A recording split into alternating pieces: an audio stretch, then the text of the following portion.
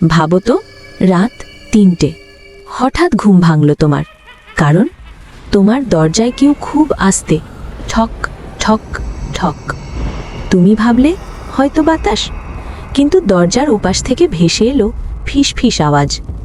দরজা খোলো, আমি ভেতরে আসতে চাই। তুমি চুপ, ঘর অন্ধকার, মোবাইলের আলো জ্বালাতে গিয়েও থেমে গেলে। হঠাৎ দরজার নিচ দিয়ে দেখা গেল কারুর ছালা নেই, কিন্তু পায়ের শব্দ ঘরের ভেতরে। ধীরে ধীরে তোমার বিছানার পাশে এসে থামল। তুমি শ্বাস বন্ধ করে আছো, তারপর তোমার কানের কাছে ঠান্ডা নিঃশ্বাস। তুমি দরজা খোলনি, তাই আমি জানালা দিয়ে ঢুকেছি।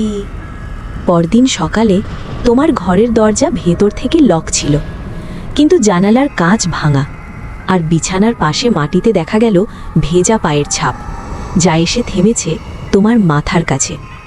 আজ রাত ৩টে, যদি দরজায় শব্দ হয়, খুলবে তো?